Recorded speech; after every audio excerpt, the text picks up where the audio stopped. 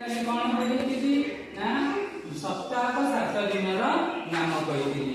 ଆଜି ମୁଁ ତମକୁ ପଢେଇବି ବର୍ଷକ କେତେ ମାସ କେତେ ଋତୁ ହେଲା ସେଇ ବିଷୟରେ ପଢେଇବି। ତୁମେ ମାନେ ଜାଣିଛ ବର୍ଷକ କେତେ ମାସ? 12 ମାସ। ଆଜି ମୁଁ ତମକୁ ସେଇ ଓଡ଼ିଆ 12 ମାସର ନାମ କହିବି। କଣ ଓଡ଼ିଆ 12 ମାସର ନାମ ହେଲା କଣ ନା ବୈଶାଖ ଜ୍ୟେଷ୍ଠ ଆଷାଢ଼ ଶ୍ରାବଣ